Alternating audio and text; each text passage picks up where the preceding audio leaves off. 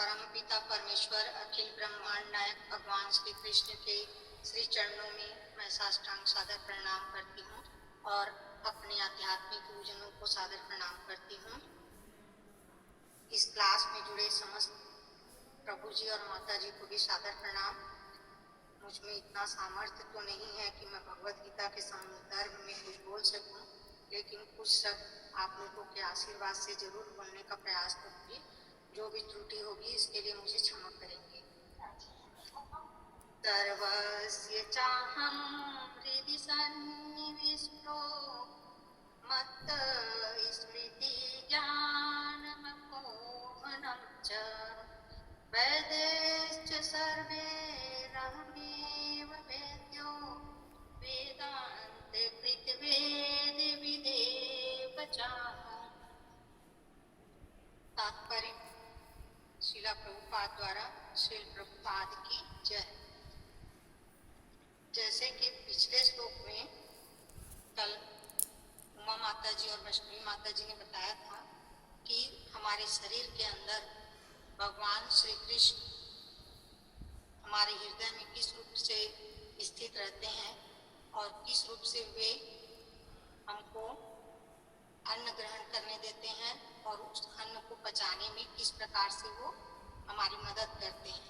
यदि हमारे शरीर के अंदर भगवान न हो, कृष्ण का निवास न हो, तो शायद वह ना बच भी ना सके।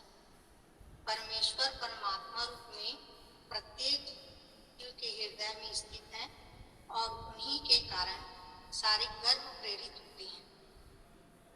जीव अपने विगत जीवन की सारी बातें भूल जाता है, लेकिन उसे परमेश्वर के निर्देशानुसार कार्य करना होता है, जो उसके सारे कर्मों का साक्षी होता है।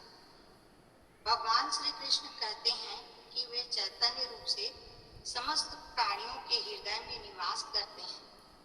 यहाँ हृदय शब्द से शारीरिक अंग रूप हृदय अभिप्रेत नहीं है। वह मन जो प्रेम, क्षमा, उदारता, करुणा जैसे सद्गुणों से संपन्न है, हृदय कहलाता है। दर्शन शास्त्र में हृदय का अर्थ शांत, प्रसन्न, सजग और जागरूक मन है, जो सर्वोच्च आत्म तत्व का अनुभव करने में सक्षम होता है।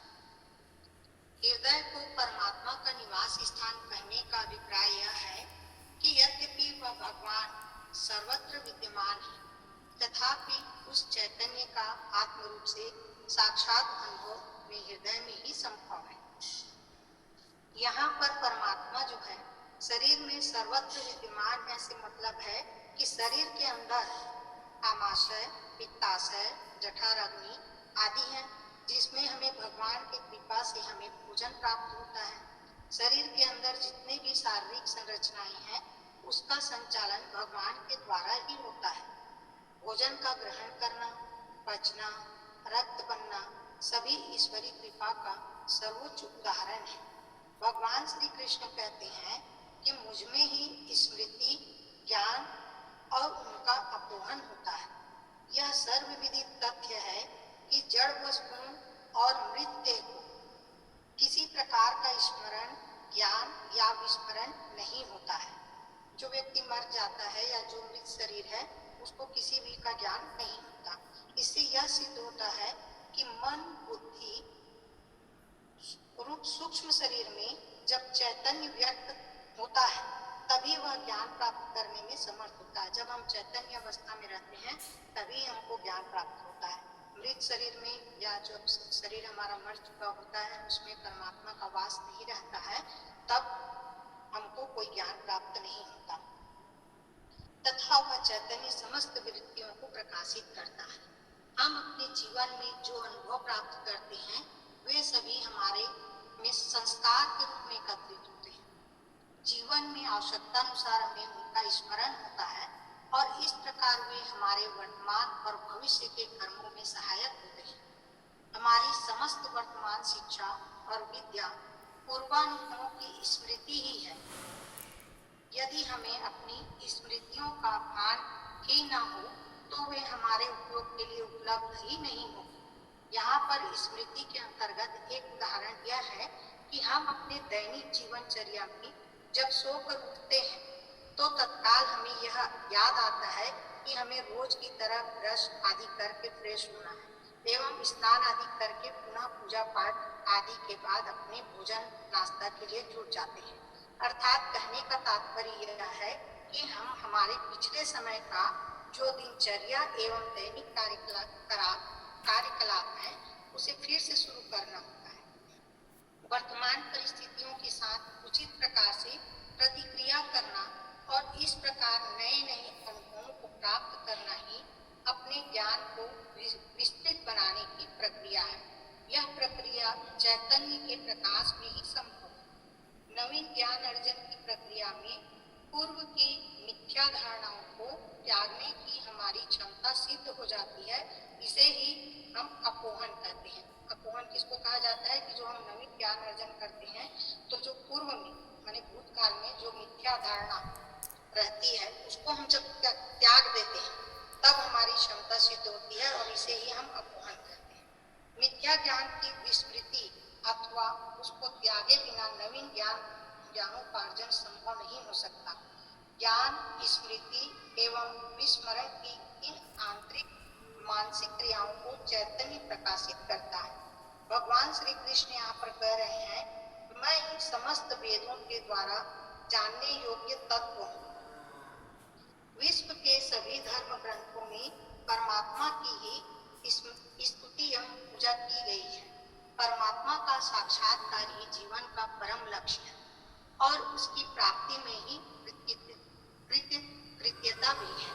यहाँ पर परमात्मा का साक्षात्कार की प्राप्ति तभी संभव है जब हम अपने अंदर छिपे हुए दुर्गुणों, जिसे सामान्य भाषा में हम यह कह सकते हैं कि हमारे अंदर जो दो मरे हुए कुत्ते छिपे हुए हैं, जिसे हम काम और क्रोध की संज्ञा दे सकते हैं।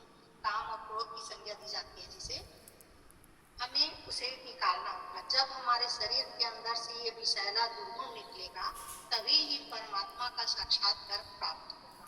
समस्त प्राणियों के हृदय में रम रहा यह चैतन्य ही वह एकमेव अद्वितीय परमार्थ सत्य है जो संपूर्ण अनुभूयमान विश्व का एकमात्र अधिष्ठान है। मैं वेदांत और वेदों का ज्ञाता भी चैतन्य कि वह सनातन सत्य है और शेष सब उस पर अध्यस्त है। इसलिए भगवान कहते हैं कि वेदविद भी मैं ही हूँ। उपर्युक्त 4 श्लोकों का सारांश यह है कि सच्चिदानंद स्वरूप ब्रह्म ही सूर्य में प्रकाश, पृथ्वी में उर्वरा शक्ति, चंद्रमा में अन्न पोषक प्रकाश, शरीर में वैष्णवर अग्नि और प्राणी मात्र के हृदय में आत्म रूप से विराजमान है। यह ब्रह्म ही वेदों के द्वारा जानने योग्य सत्य वस्तु है जो प्रकृति की विविध शक्तियों के रूप में व्यक्त होकर इस लोक में भूत मात्र का जीवन संभव बनाता है। यहाँ प्रभुपाद जी कहते हैं कि हृदय शरीर का प्रधान अंग है। सब प्रकार के भाव हृदय में ही होते हैं। समस्त कर्मों में भाव ही प्रधान होता है। भाव की शुद्धि से समस्त पदार्थ, क्रिया आदि की शुद्धि हो जाती है। अतः महत्व भाव का ही है, वस्तु, व्यक्ति, कर्म आदि का नहीं। वह भाव हृदय में होने से हृदय की बहुत ही महत्ता है। हृदय सत्व गुण का कार्य है, इसलिए भी भगवान हृदय में विशेष रूप में रहते हैं। भगवान कहते हैं कि मैं प्रत्येक मनुष्य के अत्यंत नजदीक उसके हृदय में रहता हूँ।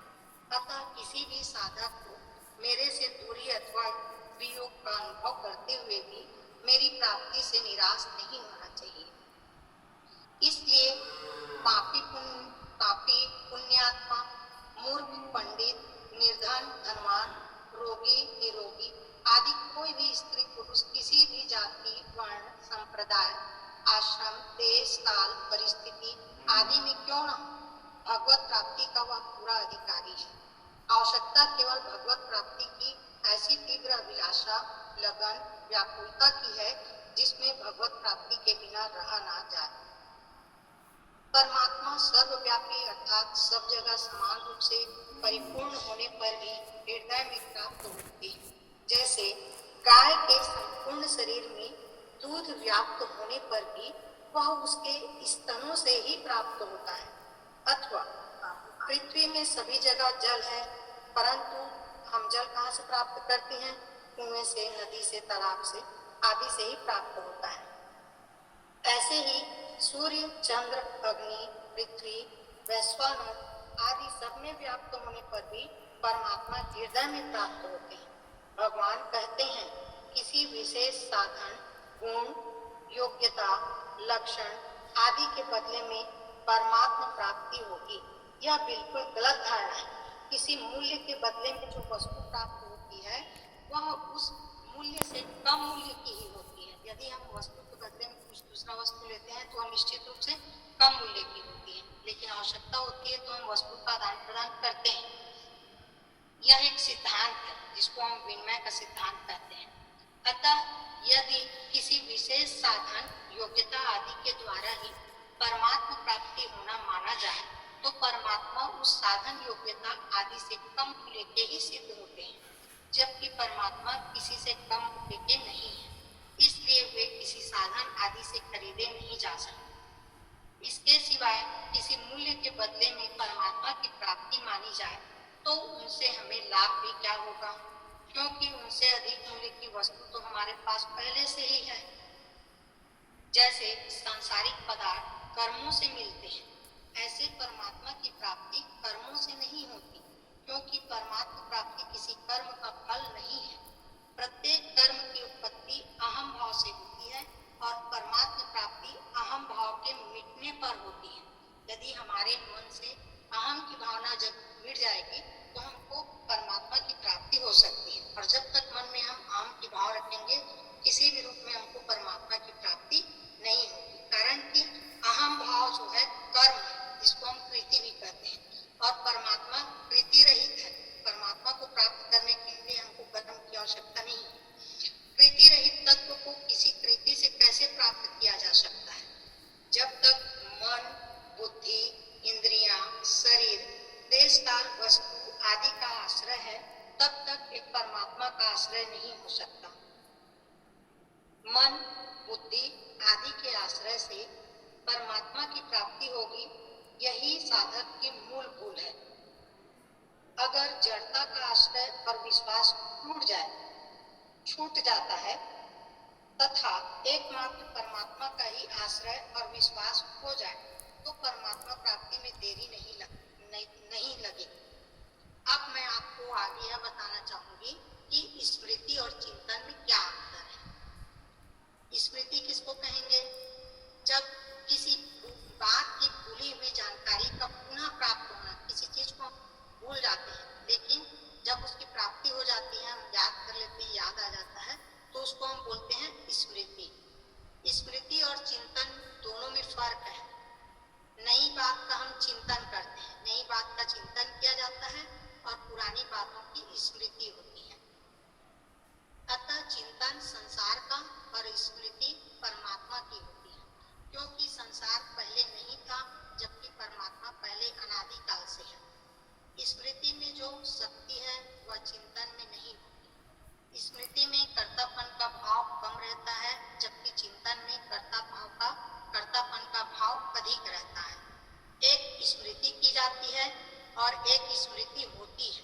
जो स्मृति की जाती है वह बुद्धि में, और जो स्मृति होती है वह स्वयं में होती है। जैसे आज से 10 साल पूर्व हम किसी तीर्थ स्थान में दर्शन करने गए थे, और 10 वर्ष बाद जब हम जाते हैं वहां पुनः जाने के बाद भी हमें वह जो दृश्य रहता है हमारे सामने स्मृति के रूप में आ जाती है। जब हम कुछ साल पहले जा रहे हैं तो कभी कभी ऐसा होता है कि हम क्या देखते थे, कहाँ पर क्या देखते थे, ऐसा थोड़ा भूलने को हो जाता है। लेकिन यदि पुनः हम उस स्थान पर पहुंच जाते हैं तो निश्चित रूप से हमको याद आ जाता है कि हाँ, हम इस जगह में इस चीज का दर्शन किए थे, कि अमुक जगह अमुक भगवान का दर्शन हमको मिला था। तो इस प्रकार से उसको हम बोलते हैं स्मृति। होने वाली स्मृति जड़ता से तत्काल संबंध विच्छेद करा देती है। भगवान यहाँ कहते हैं कि आप होने वाली स्मृति मेरे से ही होती है।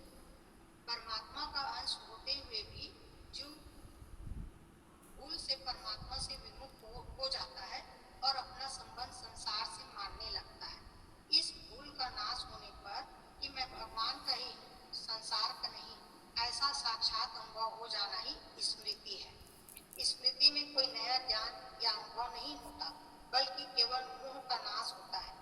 भगवान से हमारा वास्तविक संबंध है। इस वास्तविकता का प्रकट होना ही स्मृति का प्राप्त होना है। जीव में निष्काम भाव, हमारे जीव के अंदर में 3 प्रकार के योग पाए जाते हैं। कर्म योग पाया जाता है, ज्ञान योग पाया जाता है और भक्ति योग। ये तीनों जो है स्वतः विद्यमान जीव को अनादि काल से ही उनकी विस्मृति हो गई है। एक बार इनकी स्मृति हो जाने पर फिर विस्मृति नहीं होती, फिर हम भूल नहीं पाते। कारण यह है कि स्मृति स्वयं में जागृत होती है। बुद्धि में होने वाली लौकिक स्मृति बुद्धि के क्षीण होने पर नष्ट भी हो सकती है, पर स्वयं में होने वाली स्मृति कभी नष्ट नहीं होती।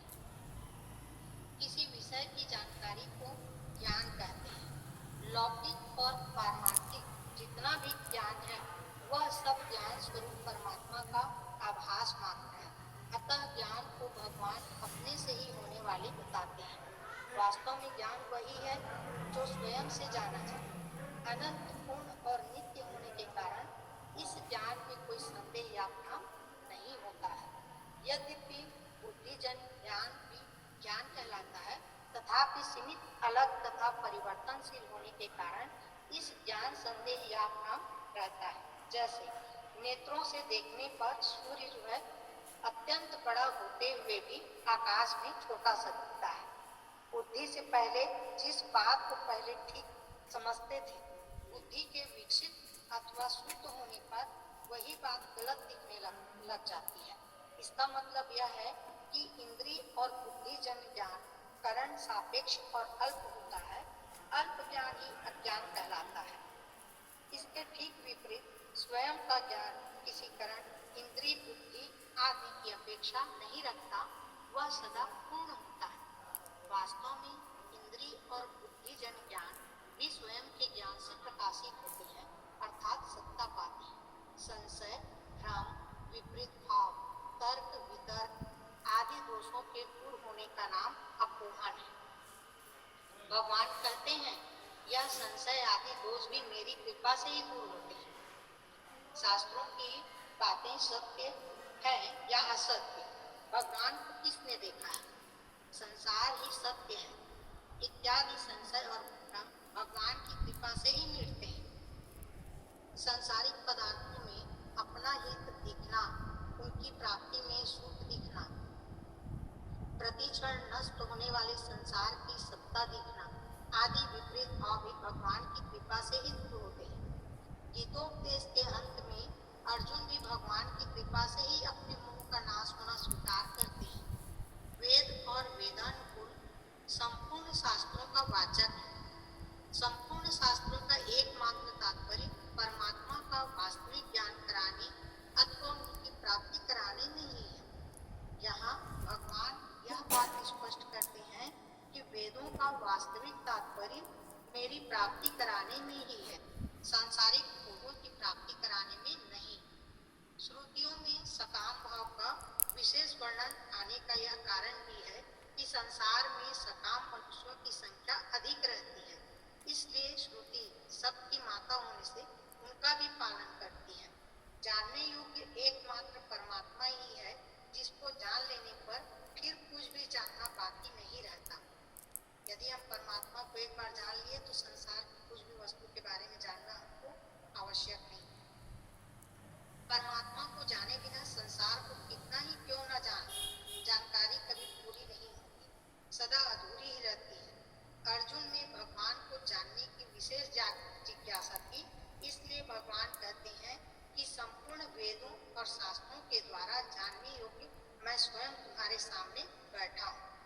भगवान से ही वेद प्रकट हुए हैं। वे ही वेदों के अंतिम सिद्धांत को ठीक ठीक बताकर वेदों में प्रतीत होने वाले विरोधों का अच्छी तरह समन्वय कर सकते हैं। इसलिए भगवान कहते हैं कि मैं ही वेदों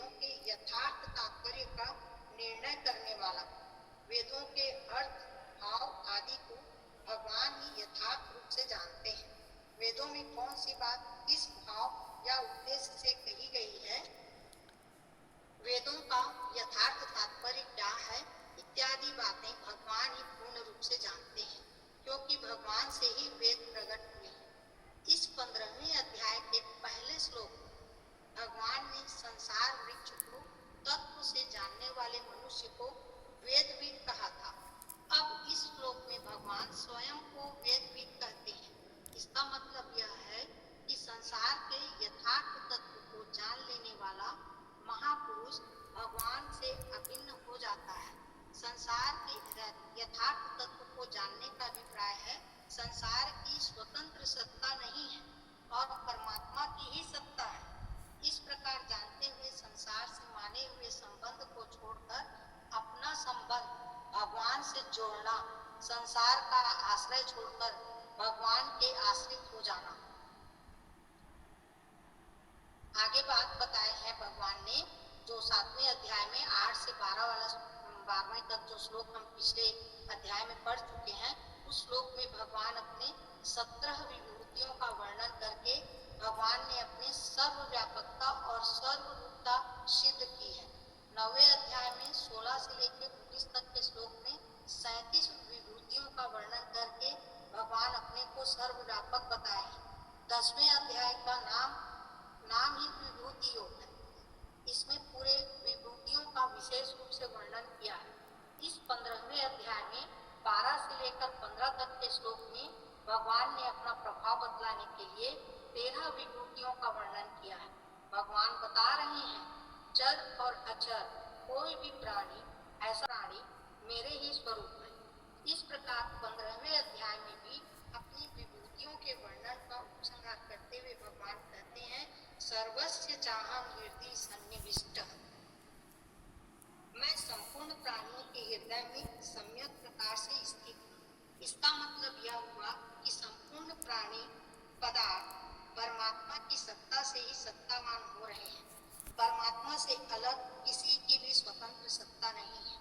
प्रकाश के अभाव अर्थात अंधकार में कोई वस्तु दिखाई नहीं देती। आंखों से किसी वस्तु को देखने पर पहले प्रकाश दिखता है, उसके बाद वस्तु दिखती है। अर्थात हर एक वस्तु प्रकाश के अंतर्गत ही दिखती है, किंतु हमारी दृष्टि प्रकाश पर न जाकर प्रकाशित होने वाली वस्तु पर जाती है। इसी प्रकार यावन मात्र वस्तु, क्रिया, भाव आदि का ज्ञान एक विलक्षण और अलुप्त प्रकाश ज्ञान के अंतर्गत होता है, जो सबका प्रकाशक और आधार है। प्रत्येक वस्तु से पहले ज्ञान स्वयं प्रकाश परमात्मा तत्व रहता है। अतः संसार में परमात्मा को व्याप्त कहने पर भी वस्तुतः संसार बाद में है और उसका अधिष्ठान परमात्मा तत्व पहले है। अर्थात पहले परमात्मा तत्व दिखता है, बाद में संसार दिखता है।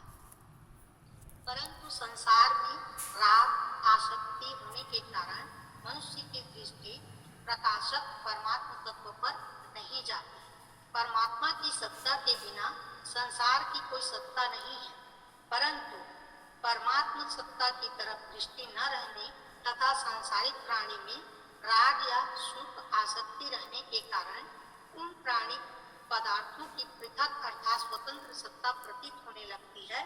परमात्मा की वास्तविक सत्ता जो तत्व से है नहीं दिखती। यदि संसार में राग या सुख आसक्ति का सर्वथा अभाव हो जाए तो तत्व से एक परमात्मा सत्ता ही दिखने या अनुभव में आने लगती है। अतः विभूतियों के वर्णन का तात्पर्य यही है कि किसी भी प्राणी पदार्थ की तरफ दृष्टि जाने पर साधक को एकमात्र भगवान की स्मृति होनी चाहिए, अर्थात उसे प्रत्येक प्राणी पदार्थ में भगवान को ही देखना चाहिए। वर्तमान में समाज की दशा बड़ी विचित्र है। प्राय सब लोगों के अंतःकरण में रुपयों का बहुत ज्यादा महत्व हो गया है। रुपए खुद काम में नहीं आते, प्रत्युत उनसे खरीदी गई वस्तुएं ही काम में आती हैं। हमारे पास लाखों रुपए है, लेकिन वह रुपए कब काम आएगा? जब हम उसके बदले में वस्तु खरीदते हैं और उस वस्तु को प्राप्त करके जो भी हमारी आवश्यकता है उसकी पूर्ति कर लेते हैं। लेकिन खाली रुपए हमारा कुछ काम नहीं आता। लेकिन में वर्तमान में क्या देखा जा रहा है कि लोगों ने रुपयों के उपयोग को खास महत्व न देकर उनकी संख्या की वृद्धि को ही ज्यादा महत्व दे दिया।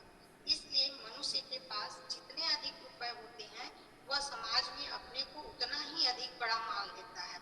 इस प्रकार रुपए को ही महत्व देने वाला व्यक्ति परमात्मा के महत्व को समझ ही नहीं सकता, फिर परमात्मा प्राप्ति के बिना रहा न जाए। ऐसी लगन उस मनुष्य के भीतर उत्पन्न हो ही कैसे सकती है जिसके भीतर यह बात बैठी हुई है कि रुपयों के बिना रहा ही नहीं जा सकता अथवा रुपयों के बिना काम ही नहीं चल सकता। इसकी परमात्मा में एक निश्चय वाली बुद्धि हो ही नहीं सकती। वह यह बात समझ ही नहीं सकता कि रुपयों के बिना भी अच्छी तरह काम चल सकता है। जिस प्रकार व्यापारी को माल लेने, माल देने आदि व्यापार संबंधी प्रत्येक क्रिया में धन ही दिखता है, इसी प्रकार परमात्मा तत्व के जिज्ञासु को प्रत्येक वस्तु, क्रिया आदि में तत्व रूप से परमात्मा ही दिखते हैं। उसको ऐसा अनुभव हो जाता है कि परमात्मा के सिवा दूसरा कोई तत्व है ही नहीं और हो भी नहीं सकता। अर्जुन ने 14वें अध्याय में गुणातीत होने का उपाय पूछा था।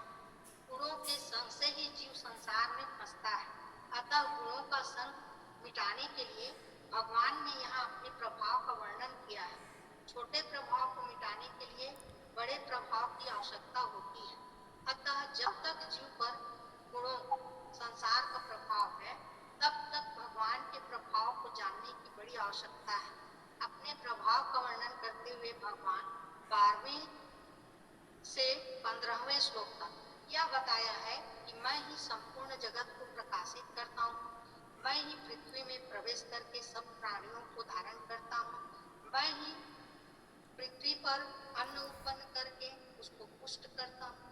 जब मनुष्य उस अन्न को खाता है तो मैं ही वैश्वानर रूप से उस अन्न को पचाता हूँ और मनुष्य में स्मृति, ज्ञान और अपरोहन भी मैं ही करता हूँ। इस वर्णन से सिद्ध होता है कि आदि से अंत तक समष्टि से व्यष्टि तक की संपूर्ण क्रियाएं भगवान के अंतर्गत उन्हीं की शक्ति से हो रही है। मनुष्य अहंकारवश अपने को उन क्रियाओं का कर्ता मान लेता है, अर्थात उन क्रियाओं को व्यक्तिगत मान लेता है और बंध जाता है। भगवान ने 15वें श्लोक तक क्रमशः संसार, जीवात्मा और परमात्मा का विस्तार से इसमें वर्णन किया है।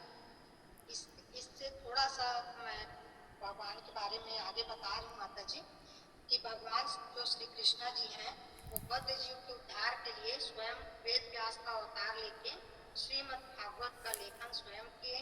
श्रीमद् भागवतम को साक्षात श्री कृष्ण भगवान भी कहा जाता है, जिसे वेद व्यास जी जो श्री भगवान विष्णु के अवतार हैं ने बद्रायण क्षेत्र में, जिसे बद्री का क्षेत्र कहते हैं, श्रीमद् भागवतम ग्रंथ का लेखन अपने श्रीमुख से बोलकर भगवान श्री गणेश जी के द्वारा लिखा गया है।